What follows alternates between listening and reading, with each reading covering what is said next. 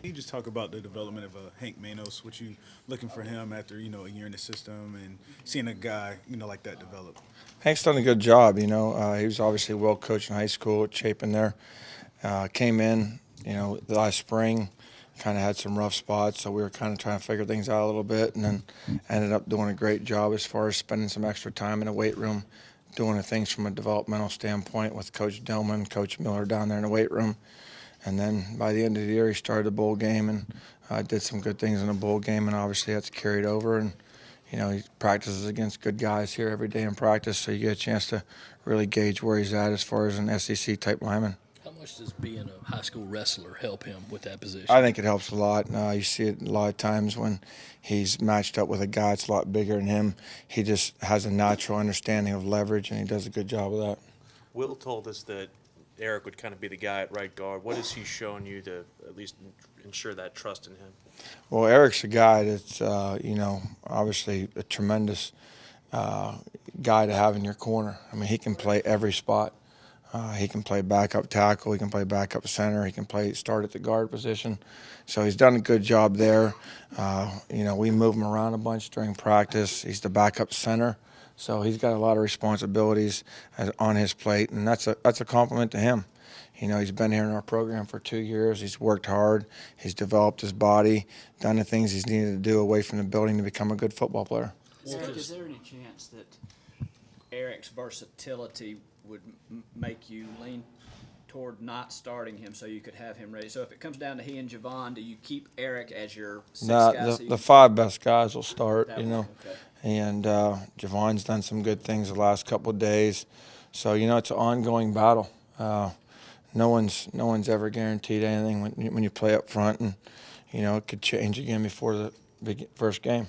Skill set wise, what allows Eric to be kind of that versatile, and how soon after you arrived did you get a sense this is a guy we can play at a lot of spots? He's obviously very smart. He can play a lot of positions from that standpoint.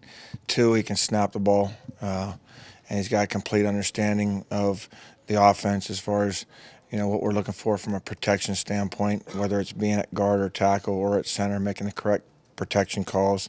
And sometimes if we want to change something, we can talk to the quarterback about it. So he has a complete understanding. He cares, loves the game of football, and those are all the traits that you want. What is Chandler's role right now? We've seen him working with the tight ends, but does he still help out with you guys? He does a bunch of stuff right now with the tight ends, just getting them acclimated there. But he's a guy at any time that could pop up and play anywhere in the inside three positions.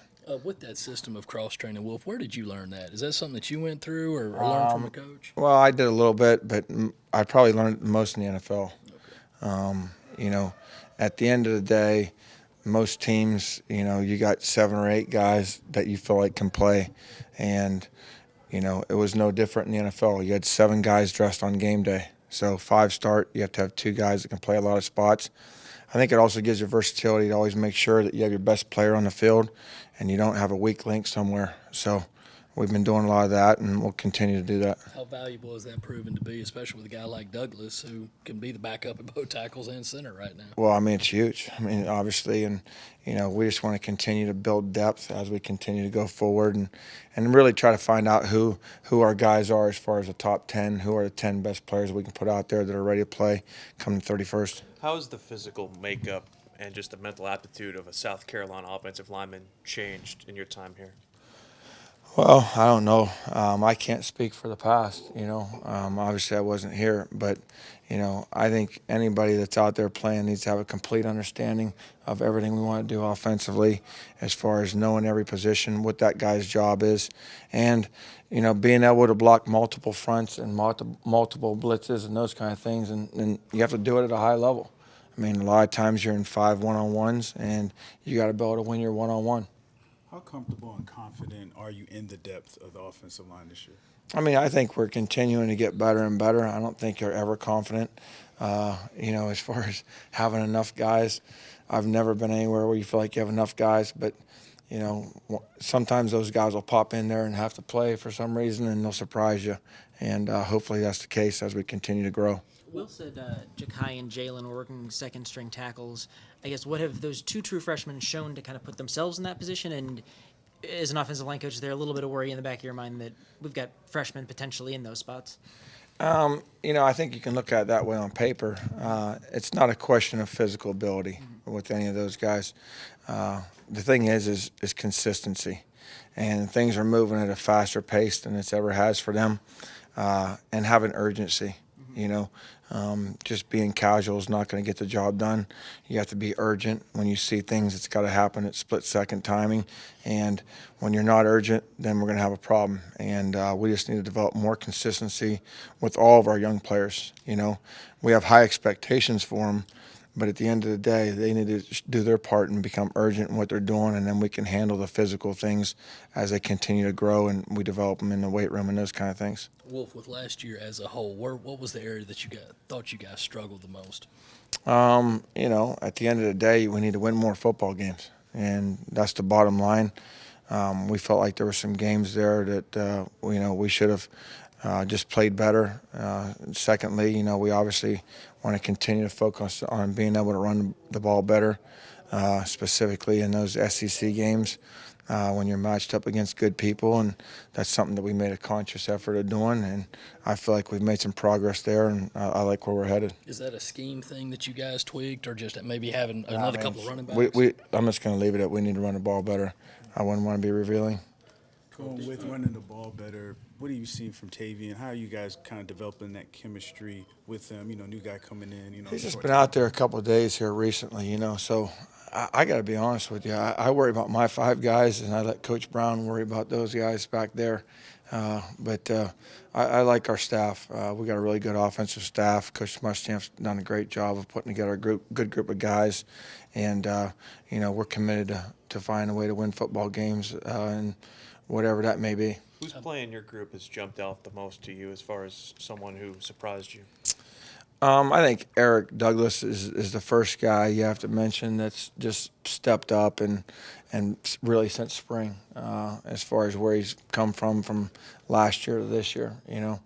We did some testing in January, and I think he was embarrassed by some of his testing results. And we saw a dramatic change in just him and changing his body and doing the things he needed to do. And we're seeing the result of that. We're seeing a guy that can get in there and compete and do some things. I think Dylan Wanham's much better than he was since he's been here as far as from an athletic and foot quickness standpoint and understanding of the game.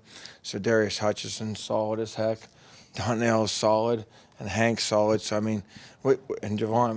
We got some guys that can play. We just need to continue to work on just getting better every day at some little things, and we got a chance to be a pretty good group. Would a perfect world be for you to have Donnell at left guard and have Hank at center, or would you rather have Donnell at center and regardless of whoever's at guard? I don't know what a perfect world is ideally. I know that I like Donnell at guard and I like Hank at center. That's pretty solid. But if we have a situation where maybe Hank, not be able to play for some reason or has to come out of a game because his helmet's popped off, Donnell can easily go to center and hold that down. He's proven that in SEC play, and that's a viable option. Donnell would go into center, Eric would bump over to left guard, and Javon in at right guard. So we got options. Where have you seen growth from Javon coming out of the spring? I think he's doing a better job of just having his eyes in the right place. A lot of times when you're a young player, just a complete understanding of what we're trying to do schematically and having your eyes in the right place, and that way when you see things, you can trigger and do what we need you to do as far as making adjustments on the move. Coach, how proud are you of Dennis Daly? The fact that he's making inroads there at Carolina and developing, and he has a chance to get some playing time this year. That's what that's what we expect from him. Dennis is a good player. Obviously, we were disappointed that he didn't get drafted higher. He felt like he should have been drafted higher, and that's a good chip to have on his shoulder. But if Dennis handles his business correctly, he'll have a long career in the NFL. How much does it help to have a guy like Donnie who's played a lot of football and can be kind of that coach off the field to some of the younger guys? He's huge. Donnell Stanley is huge. He's got great leadership qualities. He's a great guy away from the building, does things the right way. He's a great role model for all of our young players, and that's what we expect of him. And he's a pleasure to coach, and we're fortunate that he came back and gave us another year. Was he back out there today? What's that? Was he back out there today? No, he was getting some treatment. Does he ever cook for you? Cook. He needs to cut back on his cooking, if anything, you know. But no, he's a great cook, great fisherman. He can do a lot of things. How smooth has Sidarius's transition to tackle been? You know, as long as it's kind of been since then. It's been smooth. I mean, you know, he can do some good things. And today I was playing him some at right tackle. You know what I mean? You got to play a lot of spots. You got to have guys that can play multiple positions, so that way you can make sure you always field your best five. When you reviewed the film from the scrimmage, what stood out to you about your group, either positive or negative? I think, you know, we did a good job of, you know, speaking of the black group anyways, I think we did a good job of running the football, you know, did some really good things there in the run game. And as far as controlling line of scrimmage early on in the first half, I like some things we did there. We had some protection things that we need to get ironed out, and they were just probably a little bit overanalyzing, overthinking, but nothing too glaring. Is there anything you challenge them going into this Saturday to improve upon it? Well, I think we want to play higher. You know, I'm going to be able to play at a higher level for an extended period of time.